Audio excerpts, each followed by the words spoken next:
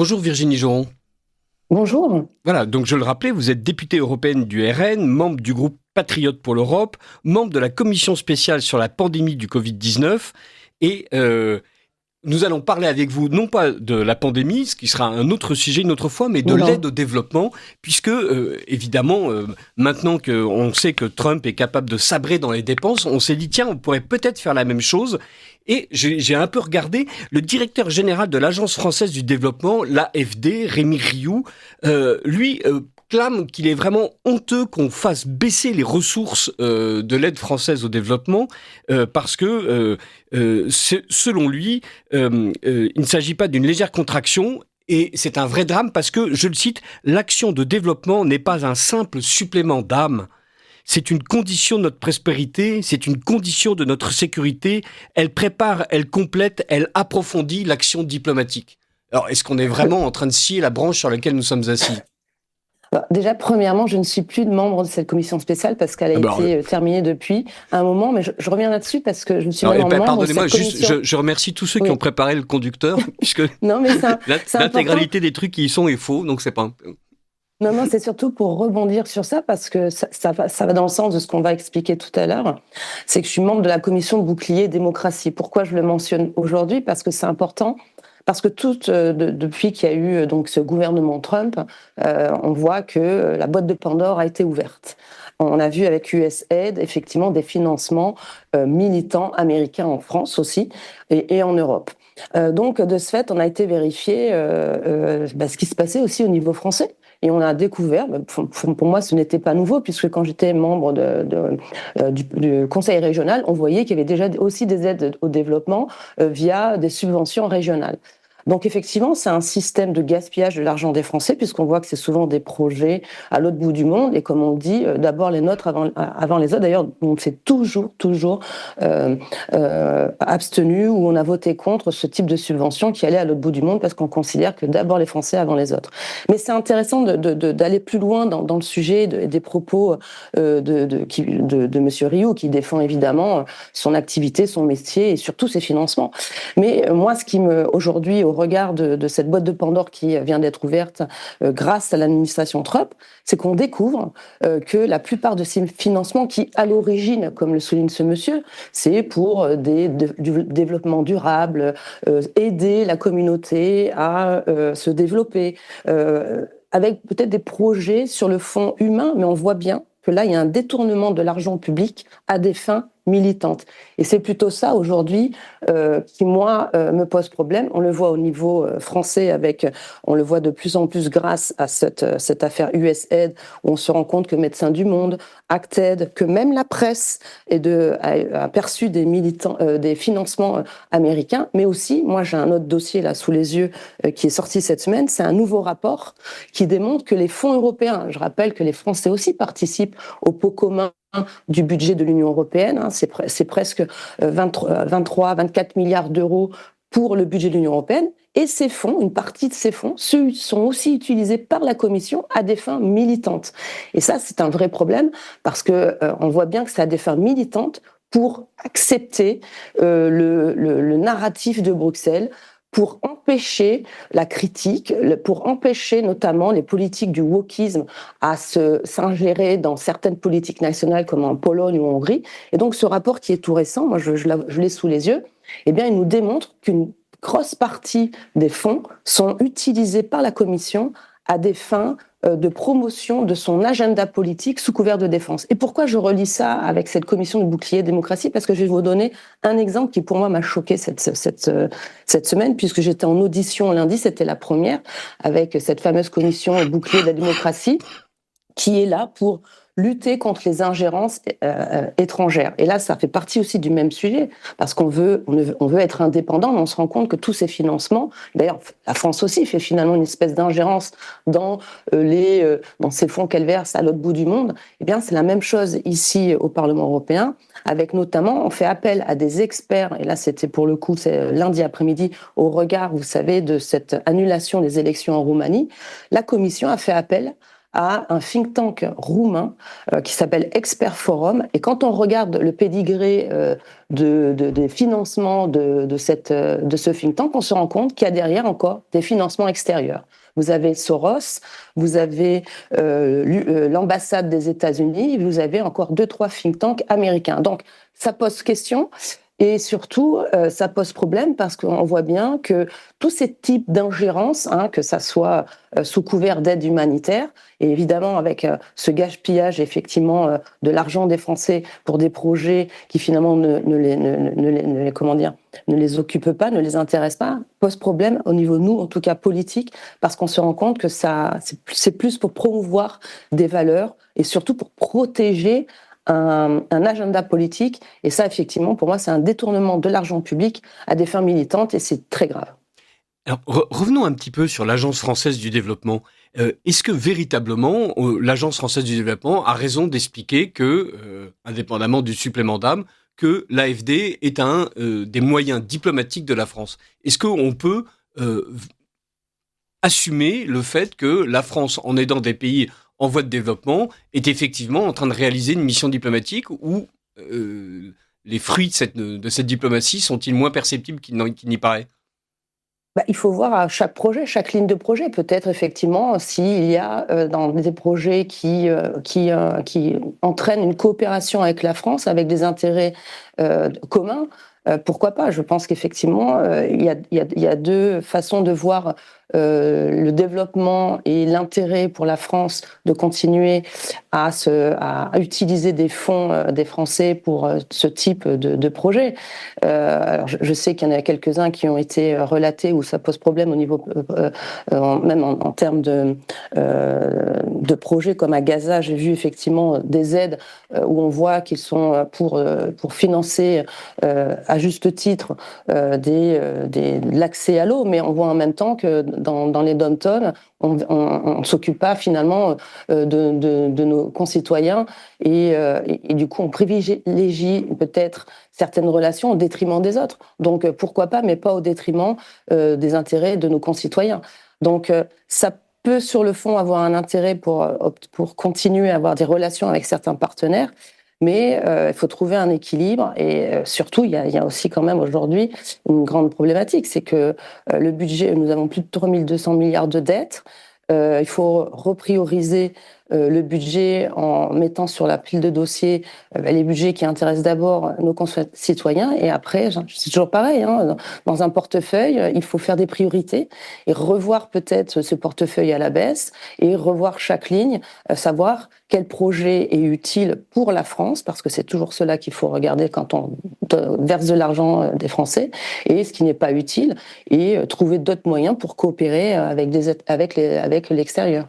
Alors, par exemple, la France a donné 130 millions d'euros pour aider la Chine à se développer. Est-ce qu'on considère qu'on peut rayer cette ligne-là?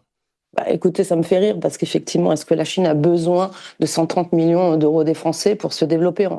Très sincèrement, non. Par contre, effectivement, est-ce que c'est pour amplifier certaines relations? Mais là aussi, c'est pareil. Je pense que non, évidemment. Et moi, je l'avais vu au niveau de la région. Pareil, il y avait des subventions pour effectivement faciliter des relations avec la Chine, notamment en ouvrant des universités. Mais ça, quand ça ne coûte pas autant d'argent, bien sûr qu'il faut coopérer et qu'il faut ouvrir nos universités aux Chinois. Mais effectivement, 130 millions d'euros, c'est beaucoup pour notre budget à nous Français et peut-être une goutte d'eau pour les Chinois. Donc évidemment, c'est de l'argent qui est gaspillé. Lorsque l'Agence française pour le développement présente son bilan, enfin, ou je ne sais pas quel est le terme exact du rapport administratif sur son action, comment est-ce qu'elle justifie, elle, cet éparpillement de ressources? Il faut leur poser la question. Je pense que comment dire, c'est une espèce de banque, effectivement, où leur intérêt, c'est de promouvoir leur activité. Et donc, la défense de leur activité, c'est quand ils font leur bilan, de mettre en lumière toutes les activités qu'ils font jusqu'à l'autre bout du monde. Donc, moi, je suis pas une experte de cette agence. J'ai vu effectivement qu'il y a plein de débats autour de ces financements. On voit bien qu'il y a du gaspillage par rapport à certains projets. Je pense qu'il faut remettre sur la table, faire une audit. Je pense qu'il faut faire comme toute institution qui utilise nos moyens. Il faut, comme l'administration Trump vient en train de le faire auprès de USAID, qui est un peu c'est la même chose. Hein, c'est le grand frère effectivement de l'Agence française du développement. Donc je pense qu'il faut faire d'abord un audit. Il y a peut-être des choses qui sont intéressantes. Et puis après, eux, ils justifient, comme toute activité, leur métier par rapport peut-être à des projets qui sont utiles. Ben là, c'est ce que vous avez dit avec cet exemple. Et puis il y en a d'autres, comme j'ai dit précédemment, ne sont pas utiles.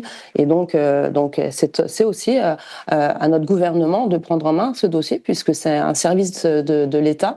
Et comme on le sait aujourd'hui, il y a des choix à faire, il y a des priorités, et je pense qu'effectivement, il est dans ce temps où on voit qu'il y a, où moi je souhaite une gouvernance de la, comment dire, de l'efficacité.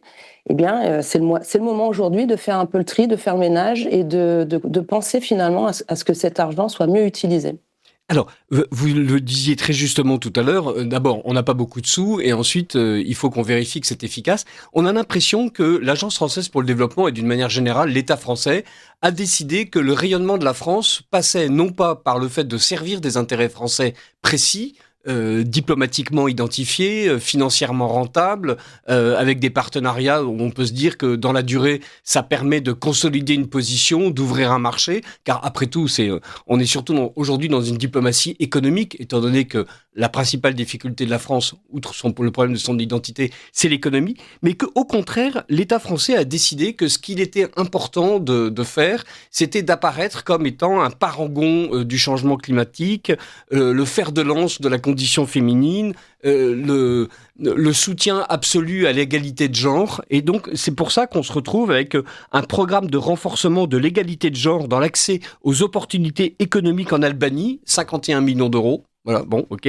Et que le monsieur Rémi Rioux explique que pour le climat, 40 milliards d'euros ont été engagés depuis 2017. Autrement dit, on a l'impression que la France a décidé que son intérêt était une fois de plus d'être un phare moral éclairant les nations et pas du tout un pays essayant d'assainir ses finances et de développer son influence. Mais c'est pas étonnant parce que c'est le même agenda politique que je vous ai expliqué en préambule, c'est-à-dire que c'est le même agenda, ils ont le même agenda politique que Bruxelles, c'est-à-dire c'est écrit, c'est leur stratégie, c'est-à-dire que c'est une machine de propagande qui est mise en place à divers étapes, c'est-à-dire à Bruxelles et avec les fonds européens, c'est le même agenda, mais la France, c'est exactement la même chose, c'est-à-dire que c'est le même leitmotiv, c'est-à-dire transition écologique, protection des nouveaux citoyens. D'ailleurs, le programme que l'Union européenne utilise s'appelle Citoyens, égalité, droits et valeurs. Donc c'est sous couvert de ces 4 termes qu'on utilise des fonds européens, et même là, pour le coup, c'est exactement la même chose en France, qu'on a des projets, là je vous donne un exemple, au niveau européen, 6 millions d'euros pour une ONG de communauté lesbienne en Asie centrale. D'accord ? Voilà, ça, ce sont les types de projets que l'Union européenne finance. Et vous appliquez cette même agenda politique à la France. Donc ça ne m'étonne pas. Ils ont les mêmes stratégies que je vous rappelle et objectifs qui sont issus, vous savez, de ces objectifs de l'ONU. Hein, vous savez, vous avez un agenda, l'agenda 2030. 17 objectifs de développement durable. Voilà. Ça rentre dans ces objectifs, agenda 2030, agenda 2050. Donc, effectivement, tous ces projets sont cohérents par rapport à cet agenda politique, à cette stratégie de transition et d'objectifs fixés qu'ils ont fixés à l'ONU. Donc, ce n'est pas étonnant, mais des projets comme celui-là, comme l'Albanie, moi, on en a plein sous la table, et c'est ça qui est aujourd'hui problématique. Mais j'ai envie de dire le pire, moi, aujourd'hui. Alors, effectivement, ça choque, et ils ont raison d'être choqués de voir qu'on envoie 6 millions d'euros qui auraient pu être restés en Europe pour peut-être faciliter nos agriculteurs à peut-être changer aussi leurs panneaux solaires ou acheter un nouveau cheptel de bovins. Ben non, ça va en Asie centrale pour une communauté de lesbiennes, 6 millions d'euros, ce n'est pas rien. Mais ce qui est le plus choquant aussi, et c'est ça qu'il faut faut regarder, c'est ce financement militant. Quand on se rend compte que l'Union européenne utilise 132 millions d'euros pour financer une campagne pour les européennes, eh bien, ça pose question parce qu'on voit bien que c'est pour défendre un seul narratif, la promotion de l'Union européenne, le côté pratique et utile de Bruxelles. Donc, en fait, ils font leur propre promotion, on va dire même de propre auto-lobbying, sous en plus couvert d'utiliser des fonds européens. Donc là aussi, c'est problématique. J'ai vu aussi que de la presse française bénéficiait de ces fonds étrangers. On a vu USAID qui finançait une partie de l'AFP. On le voit avec Médecins du Monde et Acted. Et puis surtout, moi, ce qui pose question, c'est ces financements extérieurs qui permettent à Street Press et qui même forment le Centre international des journalistes pour défendre un certain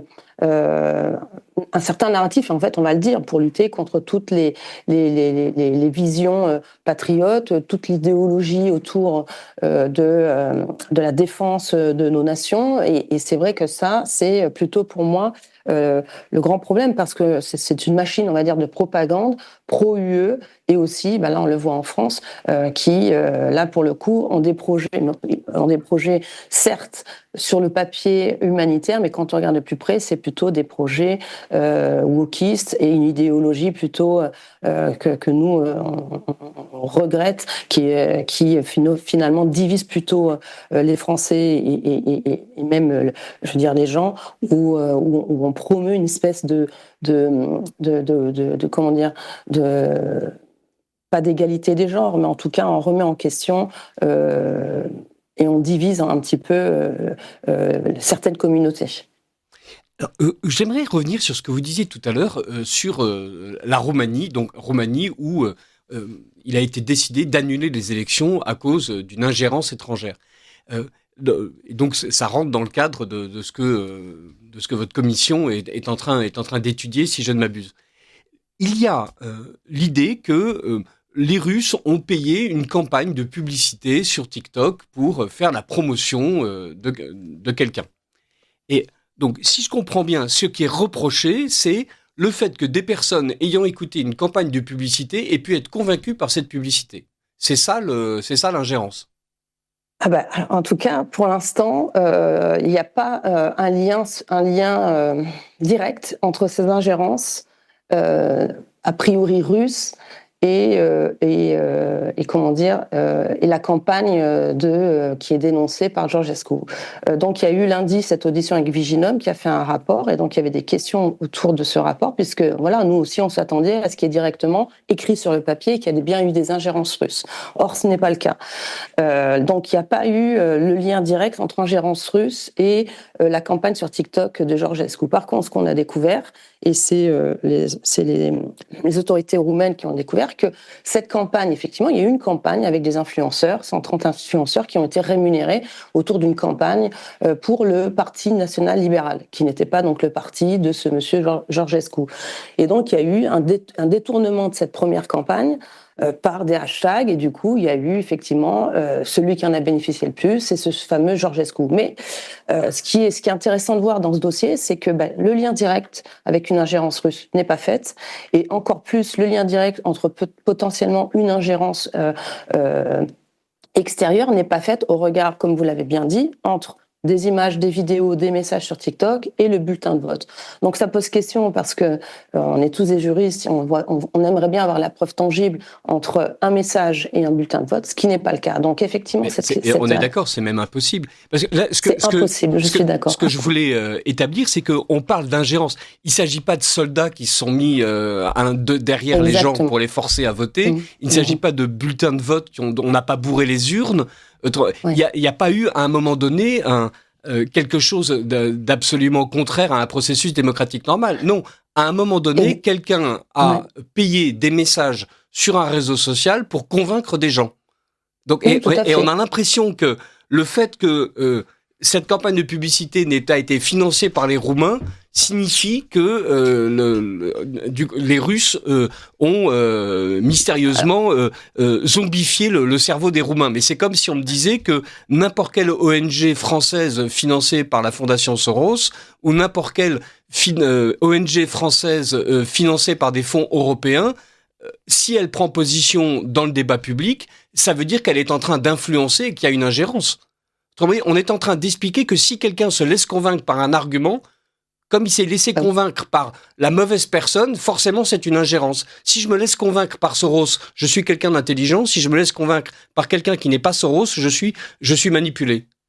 Oui, ça paraît dingue, hein, et vous avez raison de le bien expliquer. C'est intéressant, effectivement, de revenir là-dessus, parce que c'est effectivement leur faille, j'ai envie de dire. Parce qu'effectivement, ils ont essayé de nous vendre cette problématique, ingérence étrangère d'ailleurs, qui n'ont pas réussi à remonter jusqu'en Russie. Mais par contre, on a découvert dans ce rapport que c'était une société financée par un Ukrainien, donc anti-russe, qui avait financé la campagne de ces 130 influenceurs pour promouvoir le PNL. Donc ça, et ça, pour le coup, personne n'en parle.